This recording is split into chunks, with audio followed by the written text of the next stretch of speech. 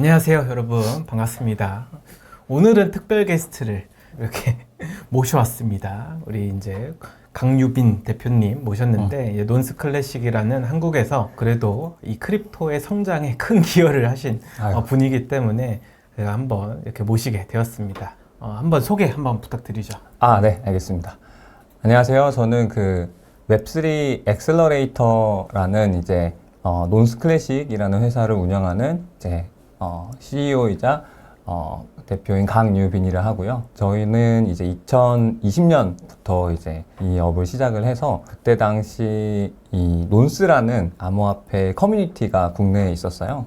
그래서 이제 그쪽은 해커하우스를 운영을 하면서 이제 코리빙 코워킹 스페이스를 이제 운영을 했었고, 거기서 생겼던 이제 커뮤니티가 크게 있는데 그 커뮤니티에서 이제 함께 시작한 그런 회사라고 보시면 되고요. 초기에는 저희도 이제 마케팅 중심으로 좀 해오다가 이제 투자를 받고 나서 좀 피벗을 하게 됐고, 엑셀러레이터로 현재는 이제 약 한 30여 개 정도의 해외 프로젝트 위주로 초기 투자도 하고, 또 그들의 성장을 돕고, 또 그들의 또 한국 진출도 돕는 그런 역할을 이제 하고 있는 회사를 운영하고 있습니다. 네, 좋습니다.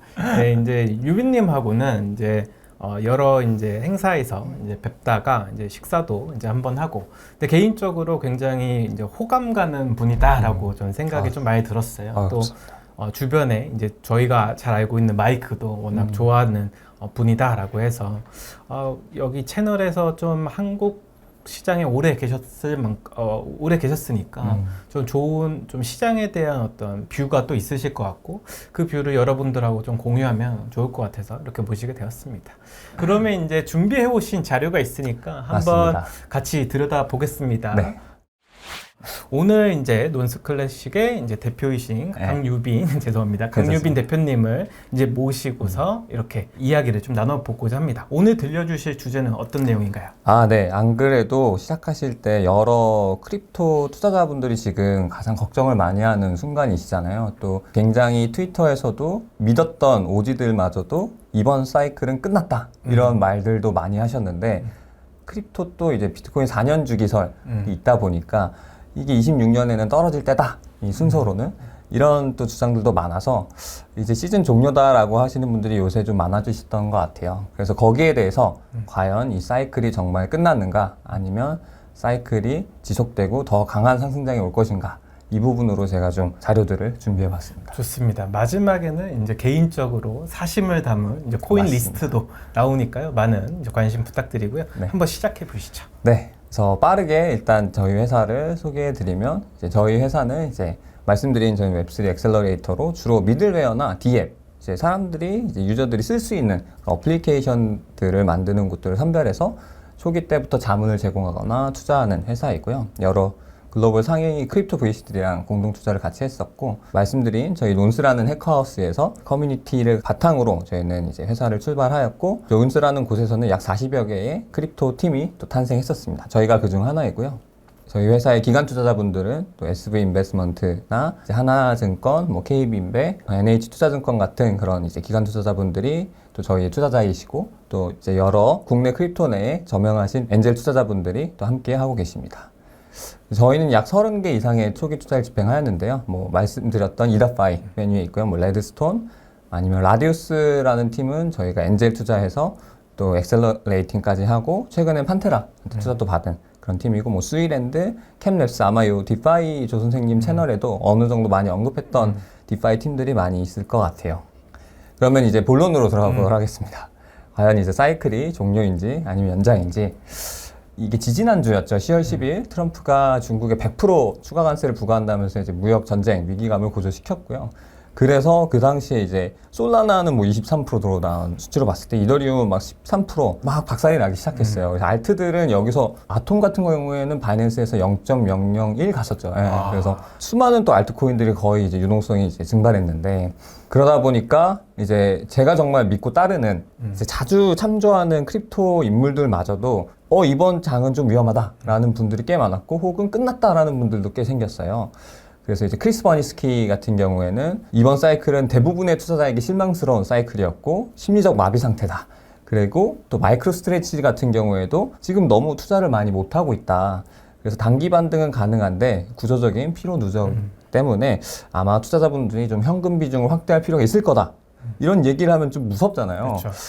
그래서 이분이 굉장히 사실 롱을 많이 외치는 분인데 이런 식으로 약간 태도가 바뀌었고 또 치아오라고 아마 얼라이언스 다오 많이 또 아실 거예요. 그 이쪽의 대장인 치아오도 이 사람이랑 저 크리스 버니스키 둘 다 솔라나가 거의 저점일 때 솔라나를 사야 된다 매수 신호를 외쳤었고 한 20불 이하일 때 굉장히 그걸 잘 맞춘 분들이었거든요. FTX 붕괴됐을 때. 그니까요. 그래서 굉장히 컨트라이언 벳도 잘하고 굉장히 저는 가치 투자 입장을 견지하는 분들이라 생각하는데 이분도 결국 이 시장은 단 하나의 요인이 이 시장을 결정한다. AI 버블이 꺼지느냐 안 꺼지느냐.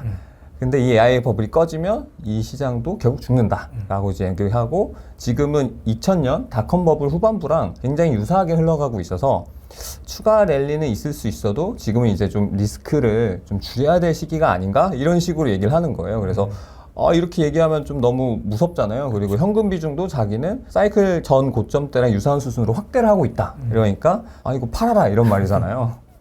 그리고 이제 마이클 이 사람은 디파이 리포트라는 이제 리포트를 이제 내는 분인데 저는 이분의 리포트를 요새 되게 참조를 많이 하거든요. 엄청 온체인 분석 잘 하시고 굉장히 이제 찰리 먼거나 워렌 버핏 스타일처럼 가치 투자 위주로 크립토를 접근하시는데 이분이 계속 롱롱 외치다가 이 사건 한번 터지고 자기 다 팔았다. 뭐 전체 포트폴리오의 70%를 매도했다라고 얘기를 하는 거예요. 그래서 이 사람은 또 매주 자기의 포트폴리오를 공개를 하거든요. 이제 유료 구독자에게. 그래서 그 이유들을 따졌을 때 BTC 이더 ETF 유입이 둔화됐고 기간 자금 유입이 둔화됐다.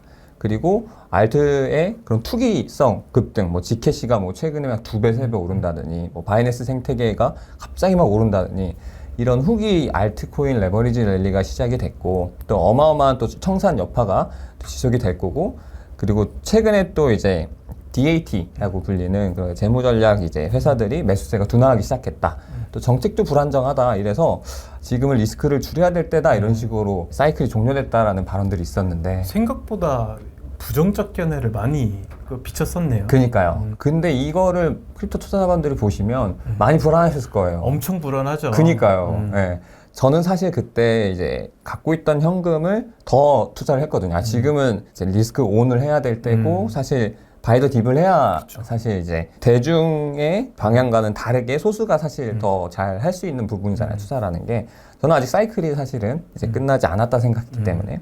근데 이런 분들이 그렇게 말을 하니까 저도 사실 몸이 가만히 있지 못하는 거예요. 막 엄청 이제 화장실도 자주 가게 되고 막 긴장하게 되고 잠도 솔직히 좀 불안해서 못 자게 되고 이게 확실히 베팅을 하다 보면은 또 큰 포지션으로 들어가니까 그런데 다행히도 또 사이클이 아직 끝나지 않았다라고 발언하신 그런 또 유명 인사들이 있었습니다. 라울팔 같은 경우에 또 저희 크립토의 선지자시죠. 엄청 이제 롱을 외치시는 분인데 이분이 되게 핵심적인 인사이트가 첫 번째는 당신들이 디지털화가 앞으로 더 지속화될 거라고 생각을 하면 그러면 아직 끝난 게 아니고 그리고 두 번째는 유동성 비즈니스 사이클이 현재 정점이 안 지났으면 계속 이어지면은 아직 끝난 게 아니다. 요 두 가지가 사실 핵심이고 나머지는 다 노이즈고 만약에 당신이 레버리지를 쓰지 않았다면 그냥 스팟 들고 있으면 된다.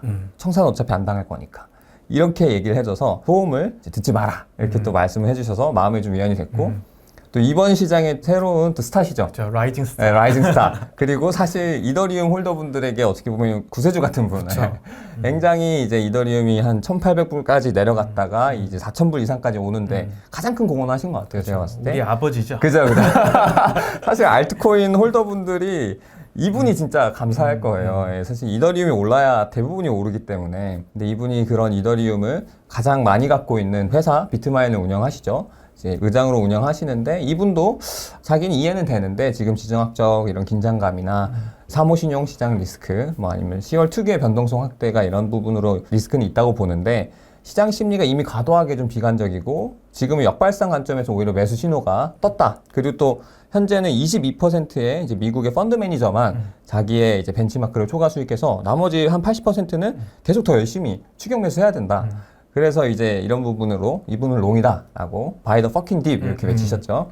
그다음에 이제 또 크립토 세계에 이제 어떻게 보면은 또 아버지 같은 분이죠. 아서 헤이즈 이제 많은 트레이더 분이 또 이분은 글을 많이 쓰셔가지고 근데 이 사실 10월 10일 직전에 글을 내셨어요. 블로그 글에서 사이클은 끝나지 않았다.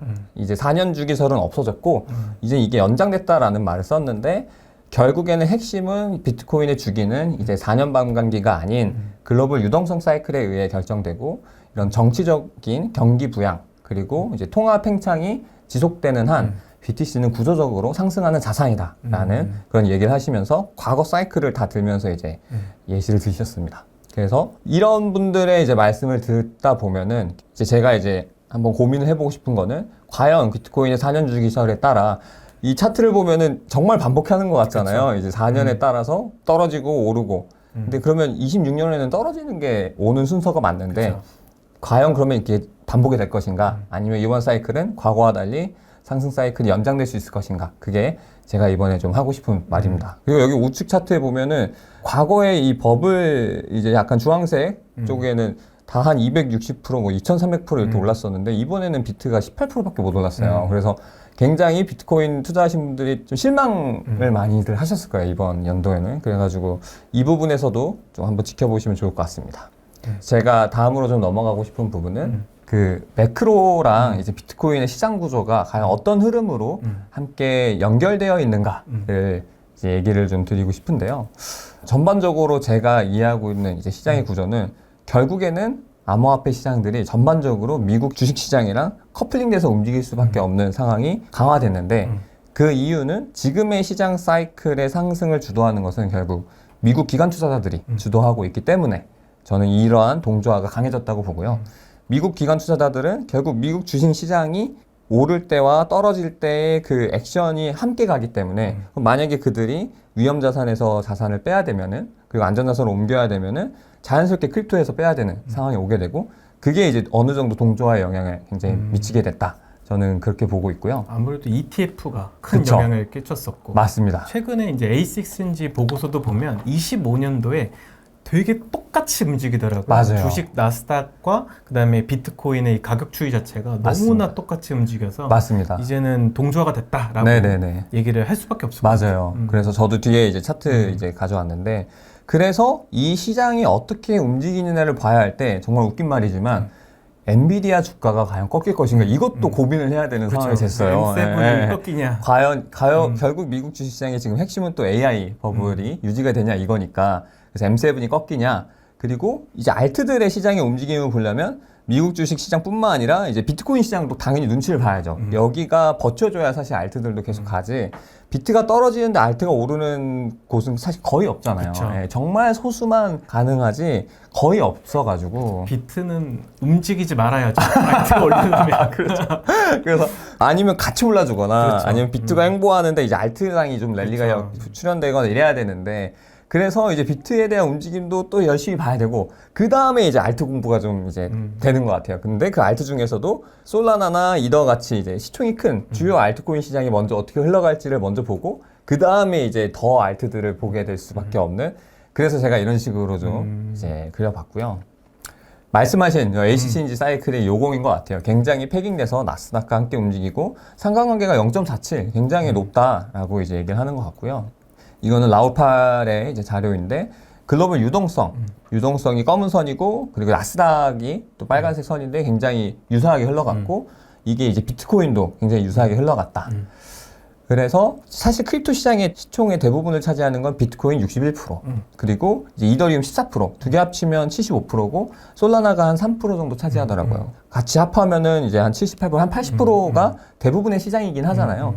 그래서 지금 이들의 움직임을 아는 게 사실 다른 알트코인들도 같이 아는데 굉장히 중요해졌다라는 부분이고 어느 정도 이제 미국 주식시장이랑 비트코인의 움직임과 또 이더리움 자체도 결국 동조하게 되는 모습을 제가 그래서 가져왔습니다. 그래서 나스닥과 이더리움이 상관관계가 굉장히 요새 0.5 이상으로 높아진 부분 그래서 이제 우측에 있는 차트를 보면은 비트코인과도 굉장히 비슷한 방향으로 움직이는 수익률이 그런 부분을 볼 수 있고요.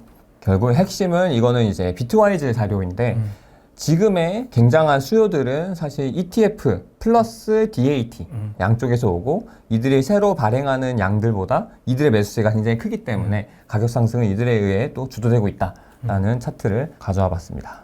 그래서 다음 페이스는 미국 주식시장이 과연 사실 이게 버텨주거나 이게 상승이 유지돼야 그 다음에 제가 말씀드렸다시피 비트코인 그리고 비트코인도 상승이 유지돼야 알트코인 이렇게 갈 수 있잖아요. 가장 먼저 미국 시장에 사실 이것만 말하기에도 몇 시간 걸릴 수 있으나 제가 생각하는 핵심만 먼저 좀 말씀을 한번 드려보려 해요. 사이클에 대해서. 이제 미국은 이제 계속 이들이 지속되는 재정 적자 때문에 정부 부채가 사실 급격하게 늘어나고 있죠. 저는 이게 미국을 지금 바라보는 핵심인 것 같거든요. 그래서 이번에 이걸 또 가속화시킨 게 트럼프가 7월에 이제 하나의 크고 아름다운 법안, 이제 OBBBA라는 법안을 시행을 했고 이게 굉장히 부채를 가속화시키게 됐습니다. 결국 지출은 늘리는데 세수는 줄이는 감세를 함으로써 그런 상황을 만들었고요. 결국엔 미국 회계연도별 연방재정적자 차트가 있어요. 마이너스 3조, 마이너스 2조, 마이너스 1조, 마이너스 1조 계속 적자가 누적이 되고 있고 올해는 미국 재정적자가 6에서 한 7% 사이로 전망을 민주당이 하더라고요. 레이 달리오가 그 부채에 대해서 굉장히 권위자이고 이걸 가지고 또 투자도 하시는 분인데 그분은 3% 이하로 이 재정적자를 만들어야 이게 지속 가능한 미국의 재정 운영이 가능하다고 하더라고요. 근데 6.7%면 굉장히 높은 거고 지금 우측의 차트 보면은 기울기가 막 무슨 뭐 알트코인 잘 나가는 알트코인 가듯이 지켓이 같네요. 네, 이거를 어떻게 상환할 수 있는가? 그러면 매년 이자 비용만 해도 예산의 한 15% 이상을 지금 미국이 내야 되는 상황인 거거든요. 그래서 국방비보다도 많은 비용을 지금 이자 비용으로 내고 있어서 이게 문제인데 결국에는 이게 그럼 어떠한 문제를 가져오냐? 사실 미국의 주식 시장보다 훨씬 큰 게 채권 시장이잖아요. 그 증권가에 계셨어가지고 훨씬 잘하실 것 같은데 이 채권에 대한 신뢰가 떨어질 수밖에 없는 것 같아요. 결국 못 갚으니까 채권은 정부가 갚아준다라는 건데 30년 물을 갖고 있으면 무서운 거죠. 30년 뒤에 미국이 진짜 갚을 돈이 있어? 정부가? 그렇기 때문에 이번에 이 OBBA가 통과가 되고 나서 법안이 장기물은 이제 시장금리로 형성되죠. 연준의 금리 말고 단기채 금리 말고 그 장기물 금리가 30년 물이 5%를 넘었었는데 그게 25년 동안 세네 번밖에 없을 만큼 역사적 고점을 갔다. 그러니까 굉장히 위험한 상황에 지금 처해 있는 거고 그만큼 5% 이상을 줘야만 이 채권을 살 마음이 있는 거예요, 시장에서. 그만큼 채권에 대한 매력도가 많이 떨어졌다. 그래서 이제 뭐 채권 많이 팔아 제끼고 그러니까 이제 사람들이 미국 국채 그러면 되게 힘들어지는 거 아니냐. 근데 이게 사실은 미국의 문제뿐만은 아닙니다. 지금 좌측의 차트를 보면은 이제 레이 달리오의 이번 빅사이클 책에서 나와 있는 건데 거의 전 세계가 평균적으로 지금 부채가 늘고 그렇죠. 있고요. 네. 미국뿐만 아니라 이제 그 GDP 대비 부채 비율 보면은 일본은 뭐 한 300%까지 2050년까지 갈 거고 현재는 한 200% 이상이 넘었고요, 이미. 지금 미국은 이제 한 90%뭐 100% 이 정도 온 건데 다들 똑같이 선진국들은 가고 있고 독일만 거의 예외적으로 여기는 헌법에서 부채를 거의 안 늘리는 방향으로 정해놔서 독일만 부채 비율이 괜찮고 대부분이 지금 G7은 부채가 늘고 있는 상황이어서 일본도 사상 최대의 지금 30년물 금리가 거의 최고치가 갔었고 이제 영국도 그랬었죠. 심지어 프랑스는 이제 신용 등급의 조정까지 그러니까요. 했잖아요. 그러니까 그러면 이게 굉장히 불안한 지금 시장을 만들고 있는 건데 결국 트럼프 그리고 현 정권은 결국 이 부채 위기는 타파를 해야 됩니다. 가장 큰 문제이기도 하고 이게 부러져 버리면은 미국의 채권 신뢰도 떨어지고 기축 통화인 달러가 무너지게 되는 거죠. 패권은 이제 뺏길 수도 그렇죠. 있는. 이 채권은 결국 달러잖아요. 이 달러가 나가는 건데 이거 달러 수요가 줄어드는 거니까. 그래서 이 트럼프는 연준에 압력을 넣어서 어떻게든 이 트럼프 정권이 그러면 부채를 줄이려면 1. 지출을 줄이거나 2. 세수를 늘리거나 3. 이자 비용을 줄이는 결국 금리를 인하하는 요 세 가지 방법밖에 없습니다. 근데 이 두 가지는 못하니까 이미 요 반대로 하고 있죠. 그래서 일론 머스크랑 엄청 싸운 거잖아요. 도지에서. 근데 요 세 번째 결국 금리 인하로 트럼프는 이거밖에 방향이 없는 거예요. 그래서 지금 연준의 이 비트와이즈 자료 보면은 이번에 금리를 어떻게든 이제 트럼프가 인하시키려고 지금 뭐 마이런 연준 이사도 굉장히 친 트럼프 금리를 절대적으로 줄여야 된다라고 말하는 그런 사람도 임명을 했고 또 이번에 내년에 또 파월도 빨리 이제 바꿔서 새로운 이제 금리 인하 방향의 이제 연준 의장을 뽑으려고 지금 또 압력을 넣고 있죠. 그래서 점도표도 이번에는 이제 낮게 나오는 어느 정도 트럼프의 정치적 압력이 영향을 끼쳤고 그런 방면에서 이제 미국 주식시장을 이제 해석을 하면 금리 인하로 갈 수밖에 없는 상황이다 보니까 제가 이 얘기를 왜 했냐. 경기가 상승하는 상황에서 금리 인하 사이클이 유지가 되면은 미국의 역사상 단 한 번도 주식시장이 꺾이지 않았대요. 계속 그 해는 상승하는 장이 펼쳐졌고 이게 골드만삭스 자료이거든요. 그래서 100% 확률로 미국 주식시장이 그 해 상승세 지속하였는데 결국 돈이 풀리는 거잖아요. 뭐 양적 완화가 되고 결국에는 이제 금리가 인하되면 위험 자산으로 돈을 찾아서 투자자들은 계속 금리보다 더 높은 수익을 만들어내야 되니까 주식 시장으로 돈이 가는 거고 또 그 돈이 이제 부동산 혹은 크립토도 갈 수 있는 거죠. 그래서 S&P 500은 평균적으로 그 해에는 19% 올랐다. 근데 지금이 금리 인하 사이클 이제 들어가는 해니까 저는 굉장히 이제 낙관적으로 보고 있는 상황이고요. 플러스 경기 침체가 오면은 근데 다른데 왜냐면 오는데 금리 인하하는 거는 문제가 생겨서 이걸 조정하는 거니까 그때 되면 또 떨어지거든요. 근데 지금 2분기 GDP는 3.8% 성장했잖아요. 이 AI 산업 덕분에. 그래서 미국 주식시장이 경기 침체와는 거리가 먼 모습을 보이고 있어서 이 AI 덕분에 저는 성장세가 유지될 거라 보고 그러면 이번에는 주식시장이 꺾일 가능성이 거의 많이 줄어들었다. 저는 그렇게 보고 있습니다. 그리고 미국 주식이 견고해야 이 그렇죠. 위험자산 어떤 시장이 크립토도 우상향할 수 있고 맞습니다. 거기에 근데 핵심은 결국 AI가 버텨줘야지 맞습니다. 결국 어떻게 경기 침체로 안 흘러가니까 네네네. 그래서 이런 얘기를 좀 해주신 거예요. 네네네, 맞아요. 그래서 이 AI가 지금 미국 GDP 성장의 4분의 1을 차지한대요. 그만큼 굉장히 큰데, 그런데 또 하나 재밌는 부분은 정치적으로 정말 확률적으로 맞냐 이거는 또 생각해봐야 될 문제지만 26년 11월쯤에 중간선거가 있어요. 이 결국 총선이고 여기서 트럼프는 정권을 유지해야만이 사실 살잖아요. 이번에 민주당이랑 극과 극으로 싸우고 있고 또 솔직히 지금 좀 문제될 것들이 많잖아요. 터트리면 뭐 트럼프 민코인도 그렇고 사실 이제 이번에 정권 유지 못하면 트럼프도 가문이 사실은 좀 위험할 수 있다라는 압박을 받을 거거든요. 그래서 어떻게든 여기는 정권을 잡아야 되는데 총선을 승리할 때 미국 주식시장이 떨어지는 상황에서는 사실 현 정권은 불리해지거든요. 그래서 어떻게든 또 주식시장을 부양할 니즈는 트럼프 가문이 또 존재한다라는 부분이 또 핵심인 것 같고 이제 이 과정에서 미국 주식은 저는 계속 금리 인하, 양적 완화. 지금 또 이번 10월 연준이 곧 발표하잖아요. FOMC에서 발표를 할 때 양적 기축을 중단한다. QT를 중단한다. 이게 또 핵심적인 부분인데 계속 이제 자기가 갖고 있던 빚이나 아니면 채권을 안 사주는 거죠. 아니면 갖고 있는 채권을 이제 시장에 팔아서 사실은 시장에 있는 유동성을 흡수했는데 이거 파는 걸 중단하겠다 하면은 유동성을 빨아들이고 있는 거가 이제 멈추는 거고 이제 반대로 그거를 오히려 더 찍어내서 이제 사겠다라고 하면은 이제는 유동성이 나오는 거잖아요. 근데 오히려 일단은 끄는 것만 해도 굉장히 유동성 증가에 지금 기여해주는 부분이다. 해서 몇 조 달러가 아마 유동성이 또 연준 덕분에 이번에는 생길 거라는 거. 결국엔 양적 완화 효과고 그러면은 이 과정에서 미국의 증시가 다시 신고점을 지금 이제 톱니 같은 경우엔 7천 이상 또 바라보잖아요. S&P. 저는 당연히 갈 수 있다라고 생각을 하고 있습니다. 한국도 코스피 8천 얘기하고 있던데요. 제가 한국 시장에 대해서는 좀 잘 또 몰라서요. 요새는 네네네. 아무래도 크립토 하시는 분들은 또 미국 시장이 더 마음속으로 가깝지 않으실까 네, 싶어요. 최근에 뭐 예, 10만 전자 이제 그다음에 코스피 이제 4천 그러니까요. 넘고 나니까 그러니까요. 욕심을 좀 부르셔서 5천에서 이제 8천 막 이런 얘기 하시더라고요. 그러니까 한국 시장도 좀 투자하시나요? 전 안 합니다. 그러니까요. 코인만 합니다. 그러니까 저도 제가 잘 아는 영역에 머물러야 된다라는 항상 신조가 있어서 좀 안 하고 있고요. 그래서 어쨌든 이렇게 달러 가치를 하락시켜서 부채를 경감시키려는 게 이제 트럼프 정권의 핵심이다.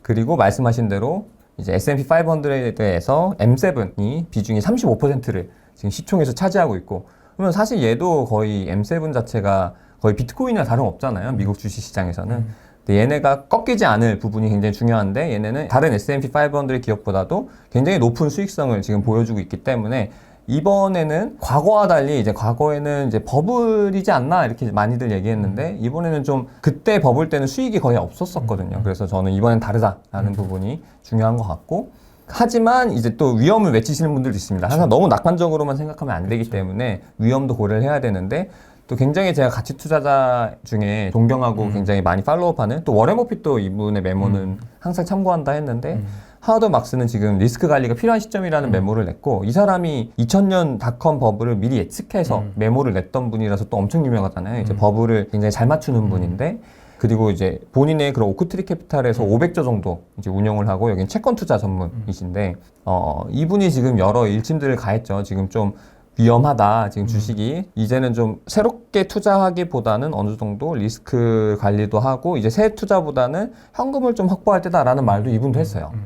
그래서 좀 걱정이 되고 그 과거에 이 차트 많이 보잖아요. 이제 그쵸. S&P 500의 닷컴 버블 때 P와 지금 S&P 500의 P가 유사한 시점에 왔다라는 게 지금 사람들이 많이 말을 하는 부분인데 이런 부분에서 이제 위험도 같이 생각을 하면서 이제 미국 주식시장을 바라보시면 좋을 것 같고요. 하지만 저는 전반적으로는 아직 상승세가 유지가 될 것이다라는 그런 생각이 좀 있고 그다음에 비트코인 시장 넘어가 보겠습니다. 네.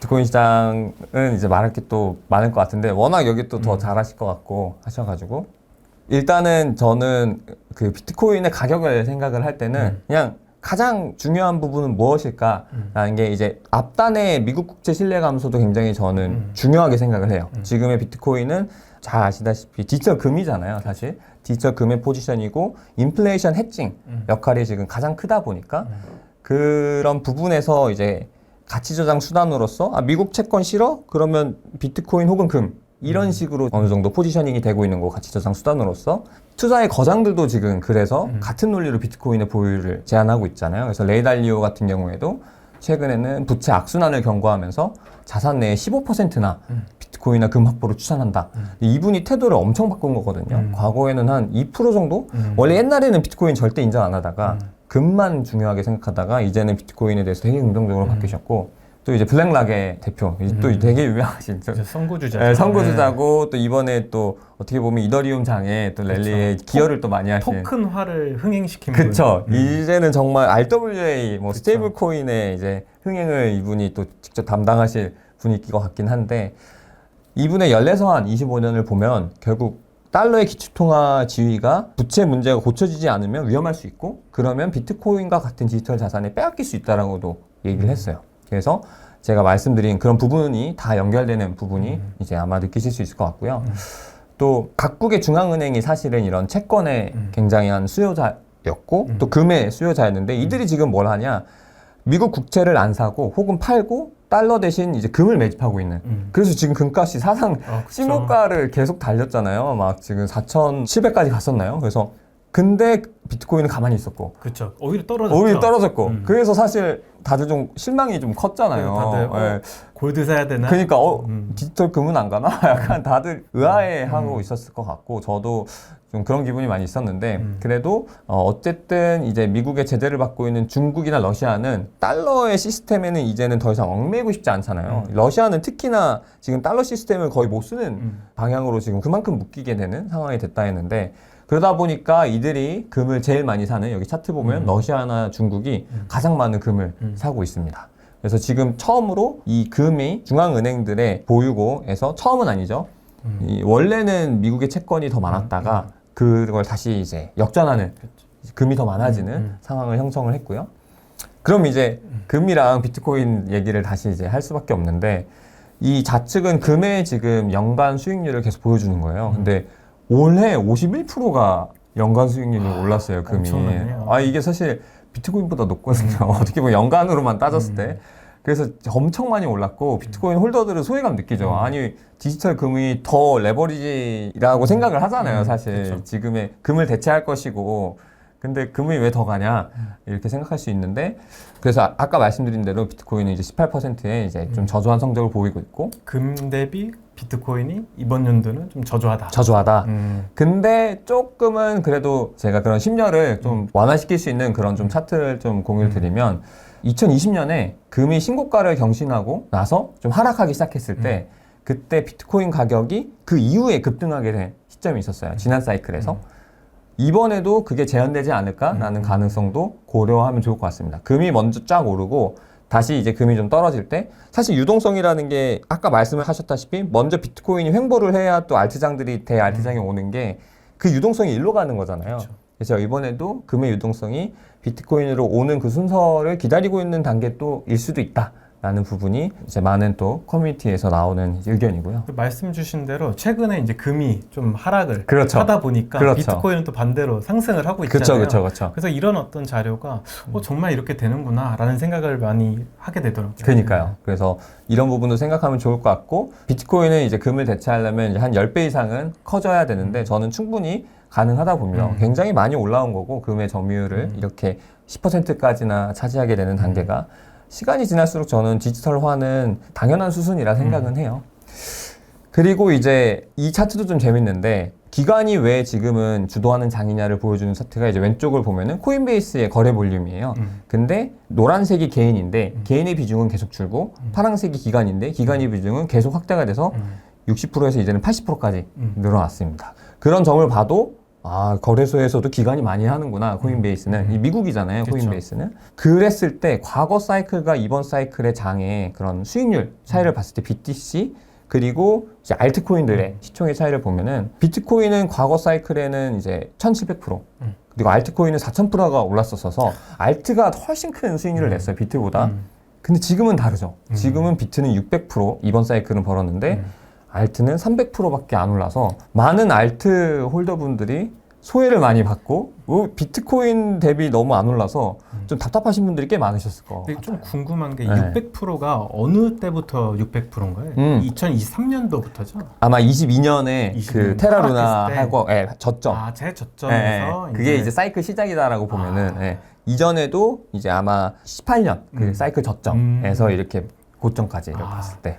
진짜 그때 빤스까지 팔아서 넣었어야 되는데 6배면. 그러니까요. 근데 지금도 늦지 않은 것 같습니다. 그렇죠. 네네. 지금도 아직 저는 절대 늦지 않았다 생각을 하고 다만 있습니다. 알트코인은 요즘은 선별적으로 가는 것 같아요. 그니까요. 이게 그런 말을 잘 나타내는 것 같아요. 예전에는 거의 모든 알트들이 난리했다면 요새는 이제 선별적으로 간다. 저 뒤에도 똑같은 내용 담아서 또 말씀드리도록 하겠습니다. 아마 잘 아시다시피 ETF, 현물 ETF 승인이 사실 이 비트코인의 장을 움직이는데 굉장히 큰 기점이 됐잖아요. 기관들이 들어올 수 있게 되면서 현재까지 62빌리언 달러의 규모가 이제 ETF에 유입이 됐고 계속 이제 우상향을 그리고 있고 이제 마이크로 스트래티지, 지금은 스트래티지죠. 얘로 대변되는 이제 수많은 또 DAT들이 비트코인 계속 매입을 하면서 지금 약간 비중이 ETF랑 DAT랑 비트코인 홀딩하는 그 수가 절반 아까 차트에서 보여줬던 것처럼 그 정도로 굉장히 많은 수요가 들어오는 것 같아요. 그래서 두 쌍두마차가 굉장히 중요하고 이 차트도 재밌는 것 같습니다. 이제 그럼 기관들로 해당할 수 있는 비트코인 홀딩 수치가 점유율이 어느 정도 되냐? 근데 24년 1월에 비트코인이 현물이 승인됐잖아요. 그때 한 200만 개 정도가 기관으로 추정되는 곳들로 갖고 있었는데 이게 지금 2배나 뛰어버린 거예요. 25, 26. 그래서 2배나 뛰어버렸고 그 중에 굉장히 이제 그런 퍼블릭 컴퍼니라든지 이제 ETF의 비중이 굉장히 큰 거를 볼 수 있습니다. 아마 퍼블릭 컴퍼니 중에 DAT가 들어갈 것 같아요. 그래서 이 두 개가 쌍두마차로 기관들이 굉장히 비트코인 홀딩을 많이 하고 있다. 그럼 저기서 이제 파란색 부분 ETF인 거고 그 다음에 보라색이 정부가 정부고, 이제 여러 그쵸. 가지 뭐 이번에 압수를 뭐 하거나 캄보디아 올 수도 그쵸, 있었고, 그쵸. 예. 그런 것들로 결국 기관한테 좀 많은 부분 넘어가고 있다. 맞습니다. 그래서 전체 발행량의 4밀리언이 사실 21밀리언이잖아요. 2,100만 개. 굉장히 큰 거예요. 20% 정도가 지금 기관이 갖고 있다는 거니까 이들은 또 장기 보유잖아요. 개인 대비. 그래서 굉장히 큰 비중이 지금 이들이 확대를 했다라는 게 중요한 부분이고 아까 또 보여줬던 차트지만 이 쌍두마차, 이제 ETF 그리고 DAT, ETF가 사실 더 많이 최근에는 수요가 있죠. 올해만 따졌을 때. 그래서 채굴되는 양 대비 훨씬 많은 수요가 지금은 있기 때문에 상승세를 지금 만들고 있었던 것이다. 라는 게 이제 보여지고요. 저는 또 비트코인의 가치의 이제 고평가, 저평가를 따질 때 그냥 심플하게 MVRB를 그냥 딱 하나만 보자면 이걸 봐요.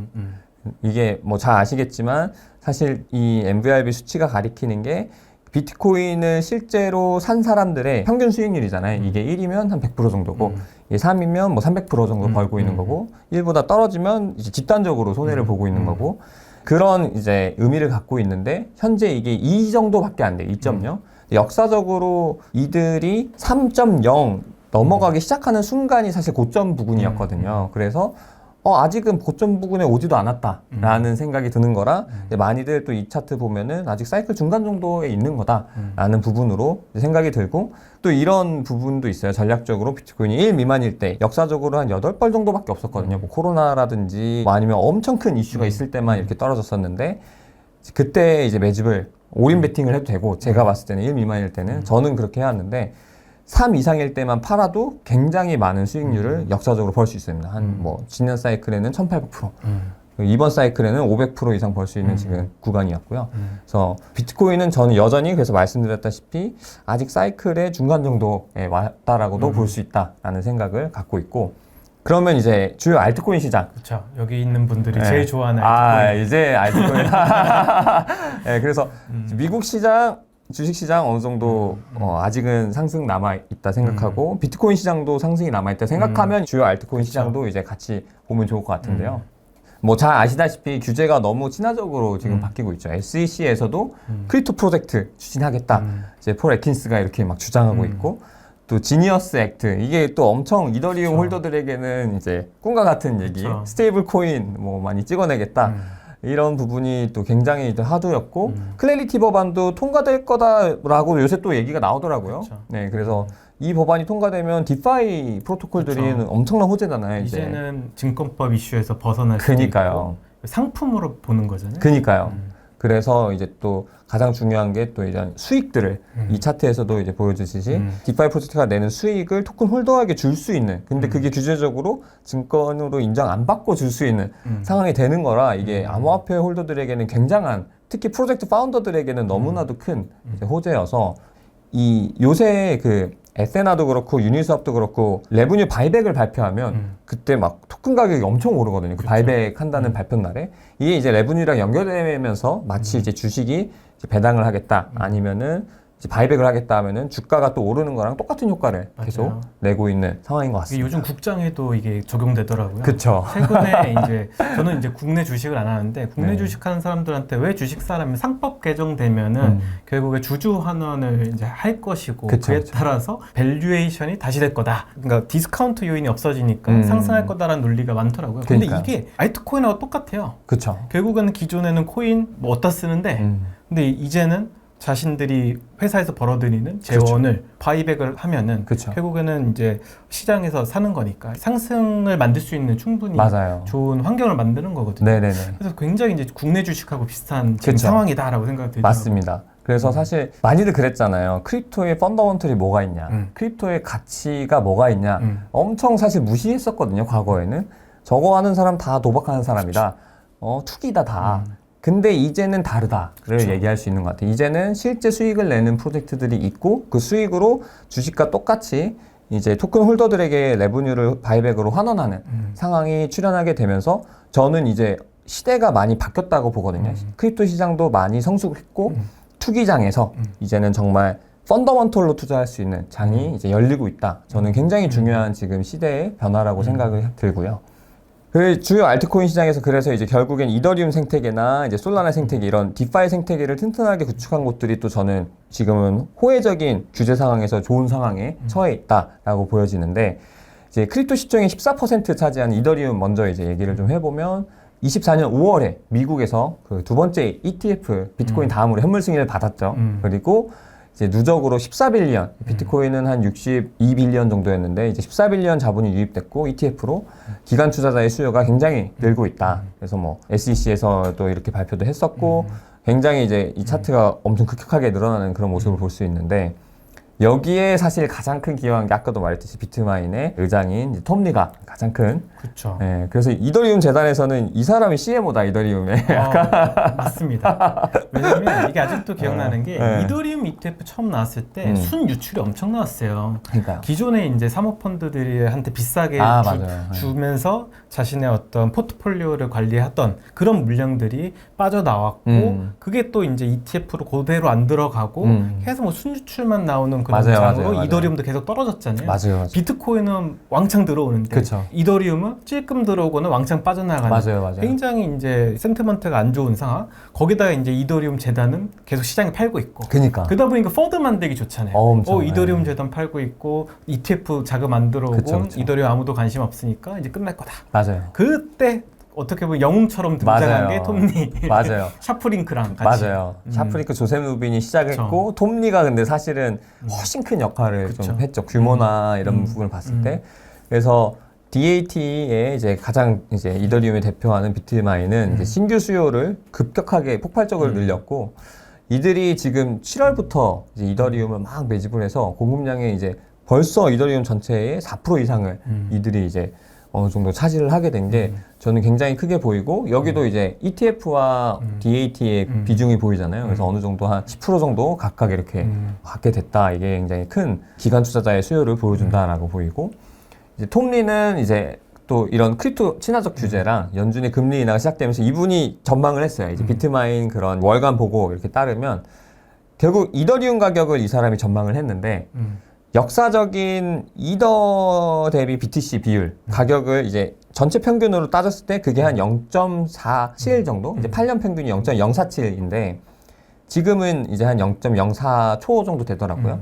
이게 이 정도만 올라와도 이더리움은 12K 연말 12K 지금의 지금의 한 두세 배는 갈 수 있는 부분이니까 연말에는 이거 간다. 여전히 이 가격 타겟 유지하더라고요. 이렇게는 가야 되고 근데 이제 그 전에 비트코인이 근데 250K까지 갈 거니까 그렇게 했을 때 12K 갈 거다 이더리움이 0.047 정도 비율을 곱해봤을 때 이 얘기를 해가지고 저는 요 정도도 뭐 너무 말 안 되는 근거는 아닌 것 같거든요. 물론 이 비트가 250K를 가야 이게 가능한 수치지만 그래서 저는 어느 정도 이분은 굉장히 그렇게 낙관적으로 월가에 지금 세일즈하고 있는 거잖아요. 예. 그리고 이걸 또 뒷받침하는 논리로 계속 이제 스테이블 코인 얘기하는 거죠. 이제 미국 재무부마저도 아까 말했듯이 국제 수요를 늘리는 게 미국 재무부는 굉장한 풀어야 할 숙제인데 그거를 이제 스테이블 코인으로 풀겠다라는 그 의지가 이제 트럼프 정부가 보이는 거잖아요. 그래서 이제 스캇 베세트 재무부 장관이 자기는 이 스테이블 코인 시장이 3.7 트릴리언까지 갈 거다. 이제 앞으로 3년 내에. 또 우측에는 미국 재무부에서 또 이제 발표한 그런 자료를 봤을 때 한 2트릴리언 정도가 어느 정도 컨센서스인 것 같더라고요. 28년까지. 근데 지금 한 300빌 정도 되거든요. 이번 최근의 날짜 기준으로 봤을 때. 그러면 적어도 6, 7배는 커지는 거다 보니까 스테이블 코인 시장이.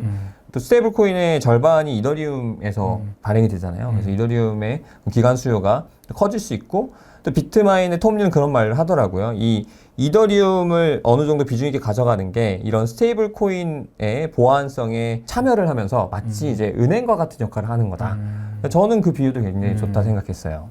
그래서 이제 톰리가 이더리움의 주요 수요는 이제 월가가 될 것이고 이들이 스테이블 코인 뿐만 아니라 이제 토큰화된 주식, 신용, 뭐 부동산 이런 걸 다 거래 가능한 모든 것을 이제 이더리움 체인 위에서 진행하게 될 거라고 얘기하면서 비트코인이 스토어 오브 밸류, 가치 저장 수단으로 잘 자리매김했으면 이더리움은 디지털 에셋인데 월가가 이 위에서 모든 거를 또 짓게 되는 그런 인프라가 될 거다라는 게 굉장히 이제 이더리움의 새로운 어떻게 보면 브랜드 컨셉을 잡아준 거잖아요. 방향성과. 근데 실제로 그런 식으로 월가들이 호응을 해주고 있다라고 보이고 특히 블랙락이 레리 핑크가 또 거기에 이제 크게 또 어느 정도 확정을 지어주는 것 같고 재밌는 거는 블랙록 같은 경우에는 할 법도 한데 솔라나 ETF는 신청 안 했더라고요. 딱 그냥 비트코인, 이더리움 정도만.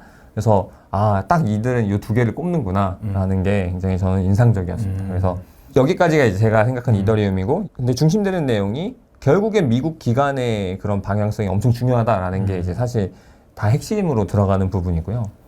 그 다음에 이제 솔라나. 솔라나는 제가 생각했을 때 디파이 생태계에 어떻게 보면 이더리움 생태계 다음으로 큰 생태계를 구축한 곳이라 저는 이제 솔라나가 또 주요 알트코인 시장으로 봐야 될 곳이라 봤고 시장의 약 3% 시총은 차지하고 디파이 TBA 기준은 이제 8%. 그래서 이더리움 다음이죠.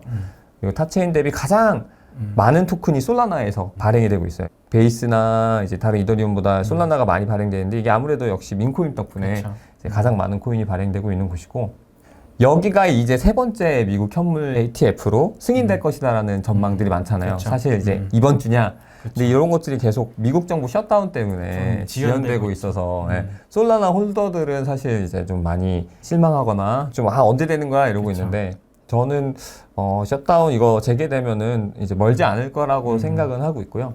근데 SEC가 최근에 또 ETF 상장 조건을 개편하면서까지 어떻게 보면은 솔라나가 원래는 ETF 될까 말까였는데 되게끔 그런 기준을 만든 느낌이 있었거든요. 이제 제네릭 리스트 기준이라고 얘기하면서 세 가지 기준이 있는데 이 두 번째 이제 CFTC 규제에 해당되는 거래소에서 6개월 이상 그 선물이 거래가 되면 됐는데 얘네가 아무래도 이제 CME 거래소에서 솔라나 선물이 거래가 됐다 보니까 6개월 이상 그래서 이제 이 조건에 해당하게 된 상황이 됐거든요. 그래서 어떻게 보면 ETF 분석가는 95% 확률로 솔라나는 이제 된다, ETF가 된다라는 얘기를 이제 하고 있고, 그러면은 저는 이제 세 번째 현물 ETF는 엄청난 상징적 의미라 봐요. 지금까지 이제 비트코인, 이더리움, 그쵸. 미국의 기관 매수세, 그러면 이제 솔라나도 들어올 수 있는 그 채널을 여는 거니까. 또 솔라나에서는 이더리움 플레이북을 어떻게 보면 또 함께 하기 시작하죠. 그래서 이더리움 매수세가 지금 굉장히 크게 반영이 됐으니까. 여기서도 이제 DAT를 또 만듭니다. 솔라나 진영의 뭐 핵심들, 뭐 멀티코인 캐피탈, 뭐 그리고 판테라 캐피탈에서 이제 DAT 각각 또 크게 세웠죠. 벌써 솔라나 공유량의 약 3.5%를 DAT를 매집을 했고, 근데 재밌는 게 여기 빨간 선을 보면은 9월 SEC 발표 전후로 매집량이 대폭 늘었어요. 거의 한 2배 이상 그 늘어나게 됐거든요. 이게 사실 9월에 발표됐거든요. 그 SEC에서 발표한 게.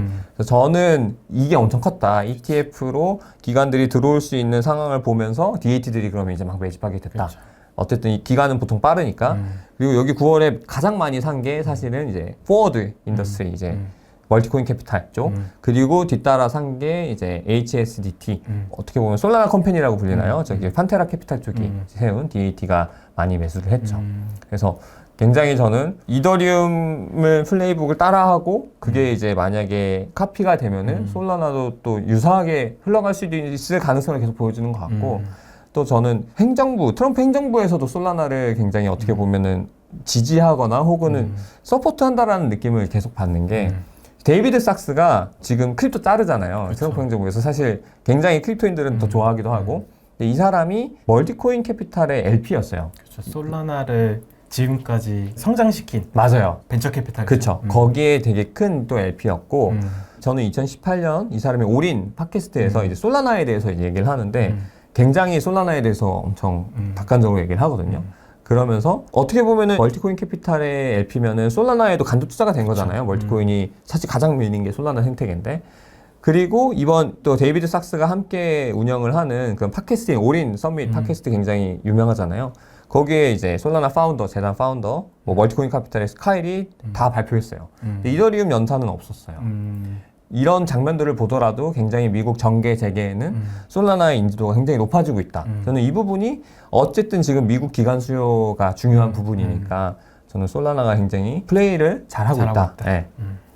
그래서 1년간 발생시킨 피 기준으로만 보더라도 지금 솔라나나 이런 솔라나의 디파이 앱들 그리고 이더리움인데 이제 애들이 이제 이더리움이나 이더리움의 디파이 앱들이랑 그 피를 비교해도 솔라나가 더 높은 수준까지 올라왔습니다. 그래서 토큰 터미널의 차트 이제 마켓 오버뷰를 보면 덱스라든지 아니면은 그냥 이제 생태계 체인 솔라나 이더만 비교해도 1년 기준으로 보면 피가 솔라나 쪽이 더 많아요. 그래서 저는 그게 사실 이더리움이 더 많아야 되는 부분이 당연한데 엄청난 약간 시사점을 보여주는 것 같고요. 펀더먼털을 생각하면 사실 B잖아요. 그렇죠. 그리고 우측의 차트를 보더라도 솔라나가 만들어내는 그런 경제적 가치 그게 지금은 이더리움이 하늘색인데 초록색이 더 늘어나기 시작했다. 솔라나가 그러면 이더리움의 지금 한 시총의 4분의 1 정도 되는데 그러면은 굉장히 매력적인 또 부분이지 않을까? 매출을 이 정도 내게 되면은 또 이제 가치 투자적으로는 평가를 그렇게 해볼 수 있겠다라는 생각이 들었고요.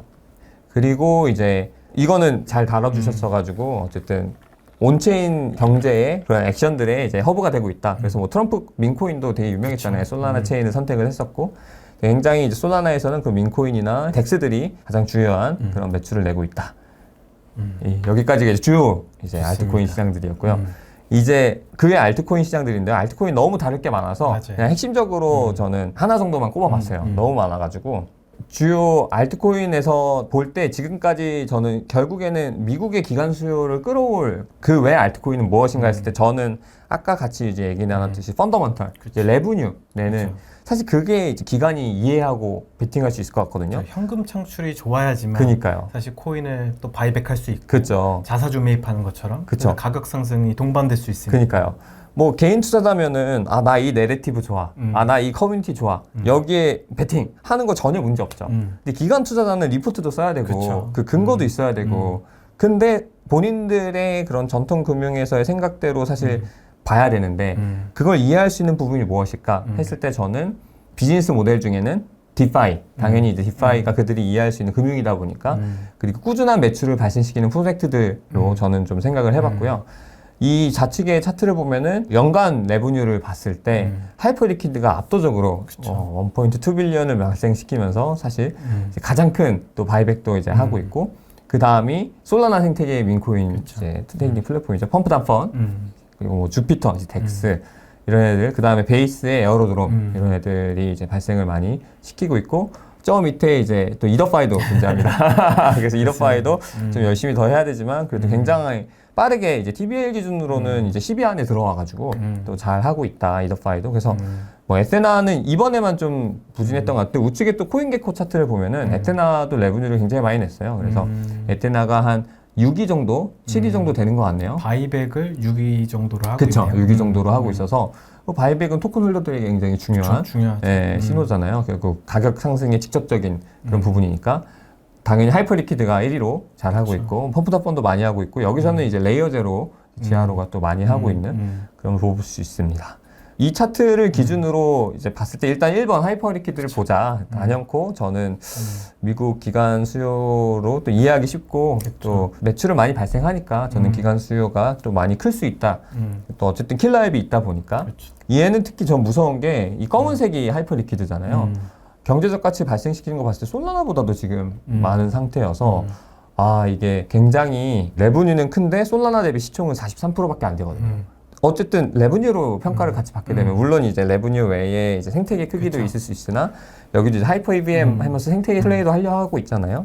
그래서 어쨌든 그만한 또 가능성이 있는 부분이고 어쨌든 우측에 그냥 트레이딩 볼륨 차트만 봐도 너무 우상향 급격하게 늘고 엔비디아 그 주가 보는 것 같기도 하고 그래서 엄청 많이 오르고 있고요. 이 펀더먼털 기반이다 보니까 잘하고 있는 곳이고 여기도 이 플레이들을 당연히 아는 거죠. 이제는 미국 기관 플레이가 얼마나 중요한지 알아 보니까 하이퍼리퀴드 스트래티지 이게 최근에 발표됐던 23일 그래서 얘 DAT가 설립되면서 본격적으로 또 미국 투자자 수요를 끌어내는 준비를 하고 있는 게 저는 굉장히 큰 하이퍼리퀴드의 홀더분들에게는 호재이지 않을까. 그렇죠. $1 빌리언 규모로 지금 하겠다고. 그니까요.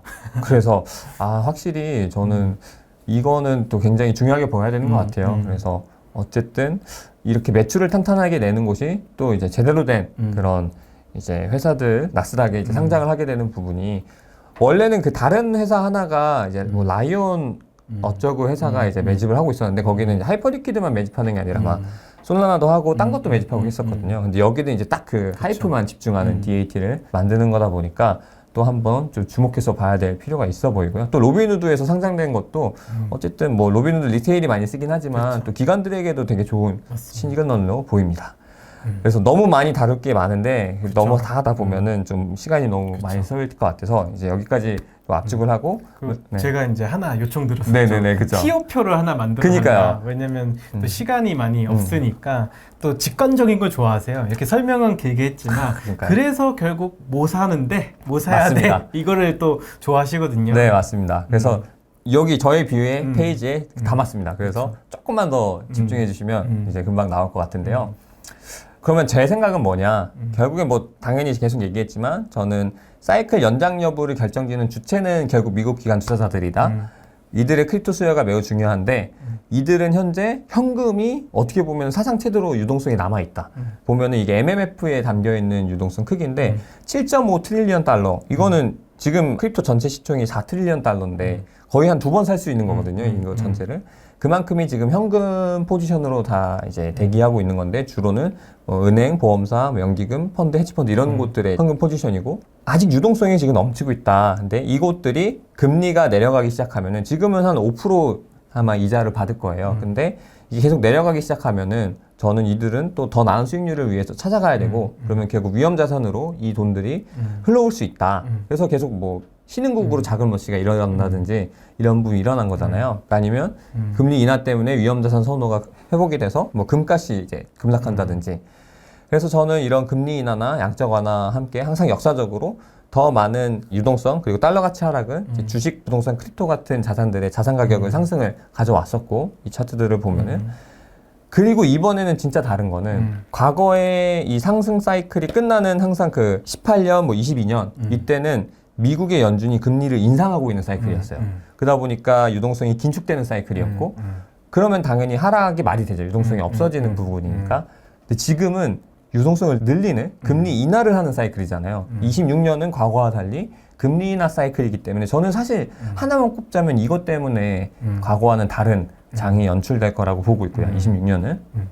그리고 정치적으로도 트럼프 정부는 내년 말에 또 중간선거가 있기 때문에 절대로 미국 증시를 부러지게 하면 안 되는 어떻게 보면 난해한 상황에 처해 있습니다. 그래서 항상 신경을 쓰잖아요. 본인이 트위터 할 때도 쳤다가 트럼프 치킨 아웃 하다가 또 다시 공격했다가 이제 빠졌다가 계속 눈치를 보고 있는 게 이런 부분이고 그래서 여기는 금리 인하에 굉장히 중요하게 보고 그래서 파월도 막 원래는 쫓아낼라 했었잖아요. 그렇죠.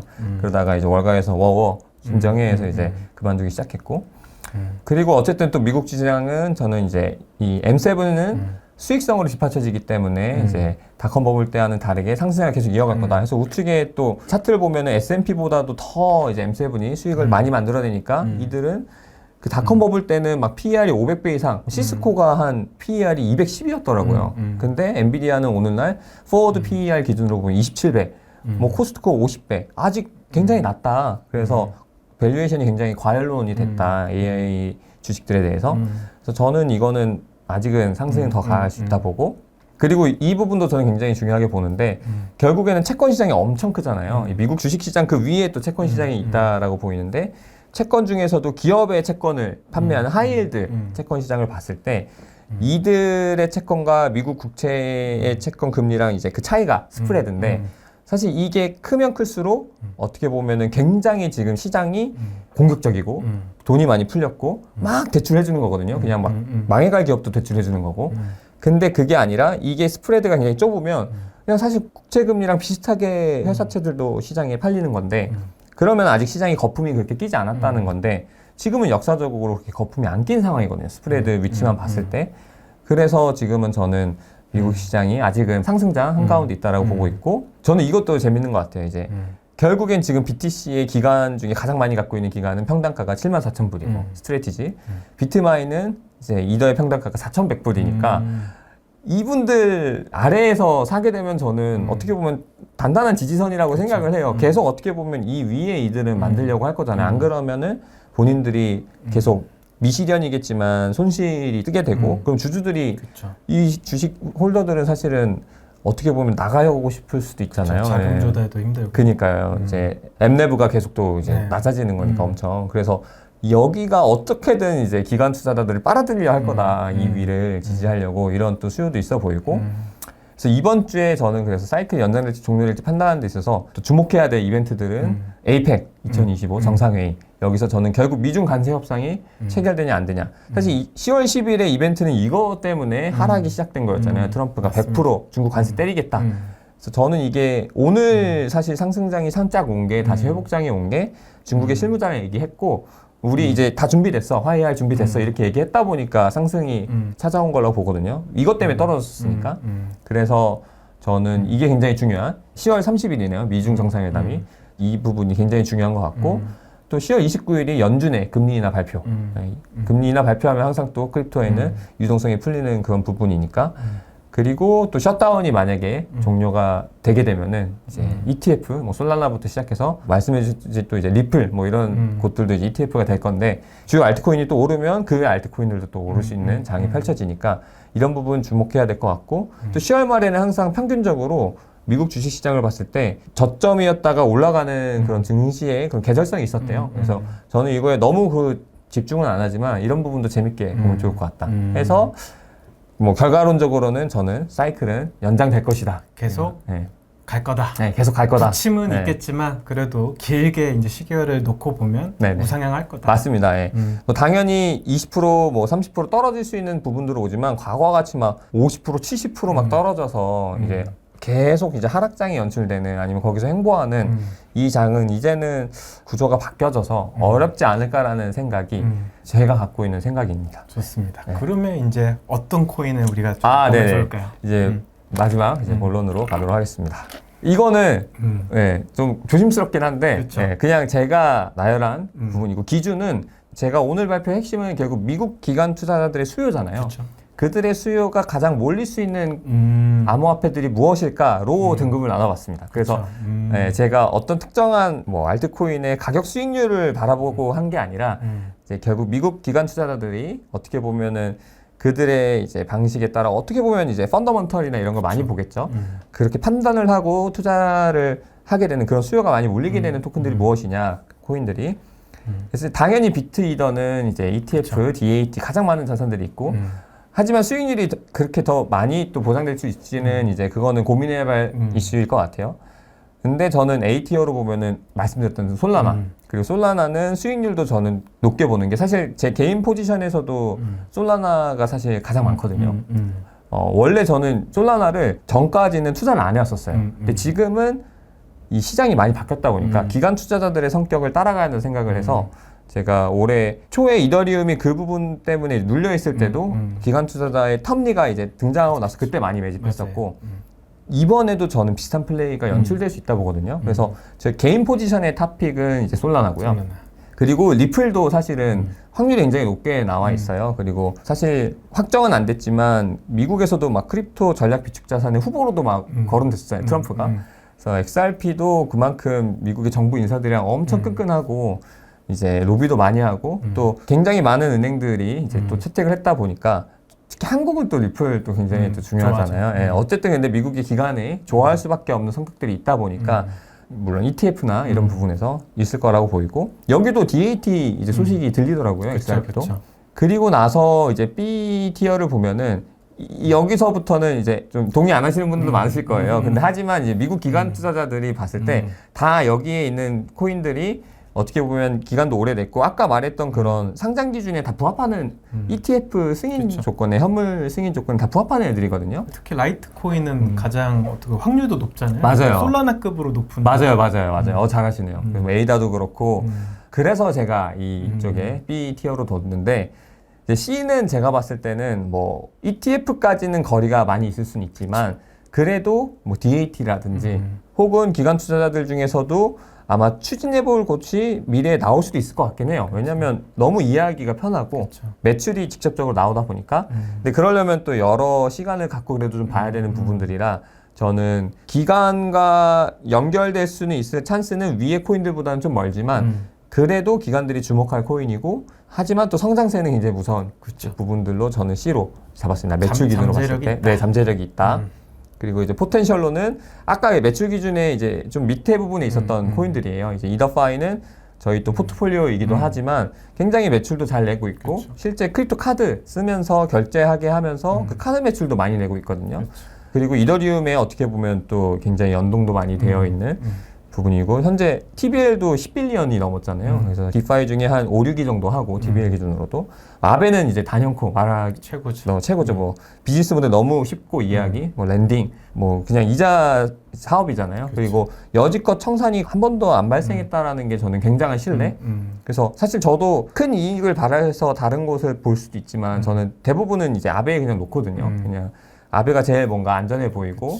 또 여기는 또 이제 그런 워낙 그 기관들이 좋아할 만한 이제 구조하는 이제 만약에 손해가 발생하면은 이제 아베 쪽에서 다오에서 이제 대신 갚아주는 그런 부분도 있잖아요. 그래서 저는 아베도 이런 DAT라든지 이제 그런 부분 뭐 ETF도 한번 도전할 수 있는 가능성은 있지 않을까? 네, 이런 생각은 하고 뭐 스카이는 워낙 그 국채 수요 이제 뭐 다이 쪽이랑 같이 연동되면서 정권 쪽에서 많이 좋아할 수밖에 없을 부분이 있다고 보고 또 워낙 클래식했으니까 그래서 이렇게 좀 담아봤습니다. 너무 좋은 얘기 많이 들려주셔갖고 네. 저도 재밌었습니다. 네, 저도 너무 재밌게. 그래도 다른 분들의 이렇게 뷰를 좀 듣는 것도 투자에 도움이 많이 되더라고요. 그래서 오늘 너무 소중한 시간 내주셔서 너무 감사하고요. 아닙니다. 마지막으로 하실 말씀 있으시면 하시면 좋을 것 같습니다. 저도 이제 어떻게 보면은 이제 암호화폐 쪽에 그런 가치 투자를 사실 하고 싶다라는 생각으로 이 업계에 입문을 해서 계속 기다려 왔어요. 이게 언제 이런 시장이 올까. 근데 저는 지금이 그 타이밍이 어느 정도 선별적으로 매출을 내는 코인들이 발생했다 보니까 저한테는 지금이 가장 신나는 시기가 오고 있는 거거든요. 그런 기관 투자자들이 실제 들어오게 되는 장이 올 때 사실 저도 그런 부분을 기다리면서 그런 크립토의 펀더먼털이 뭘까를 얘기하는 그런 제 개인 채널을 한 20년부터 운영을 해왔었고 그래서 작은 채널이 있으니까 혹시 저와 의견을 이제 주고받고 싶으신 분은 이제 텔레그램 채널도 있어서 한번 방문해 주셔도 좋을 것 같고요. 그리고 저희 회사가 이제 리포트도 내면서 계속 이제 저희가 초기 투자한 프로젝트의 투자 근거 혹은 저희가 바라보고 있는 그런 시장의 뷰도 간헐적으로 올리다 보니까 저희의 생각이 궁금하신 분은 저희 홈페이지 오셔서 봐주시면 관심 가져주시면 너무 좋을 것 같습니다. 네, 감사합니다. 아닙니다. 네, 좋습니다. 그래서 오랜만에 또 다른 전문가들의 이 견해를 딱 들으니까 또 한번 이더리움 솔라나를 또 다시 봐야 되나? 근데 이더리움은 갖고 있지만 전 솔라나는 갖고 있지 않거든요. 그러시군요. 이더리움의 디파이를 좋아하다 보니까 이더리움과 거의 뭐 이더리움 디파이 쪽에 많은 부분이 있는데 솔라나도 한번 좀 눈여겨봐야 될 것 같아요. 그러니까요. 최근도 아니죠. 어저께 이제 솔라나 베타 펌프를 사실 사긴 했는데 그쵸. 많이들 네. 그렇게 플레이하시더라고요. 네, 왜냐면 솔라나가 이제 셧다운 이제 끝나고 나서 ETF로 승인이 되면은 그러니까. 분명히 수급은 들어오고 가격 상승은 동반할 건데 솔라나보다 더 높은 변동성을 보일 건 또 베타들이잖아요. 그렇죠. 근데 최근에는 뭐 지토나 카미노나 막 굉장히 좋은 애들은 많지만 이게 가격이 좀 지지부진해요. 맞아요. 왜냐면 자체적인 매출이 많이 있진 않은 그쵸. 어떤 프로젝트들이라서 그래서 오히려 약간 펌프가 그쵸. 매출이 또 하이퍼리퀴드와 비교되니까. 그렇죠. 뭐 시원시원하고 밸류에이션도 그렇게 높은 것 같지 그쵸. 않고 최근에 그래서 좀 저도 보고 있습니다. 네, 너무 잘하고 계시는 것 같습니다. 오늘 너무 감사드리고요. 내일 뵙겠습니다. 불러주셔서 감사합니다. 네, 감사합니다. 감사합니다. 안녕.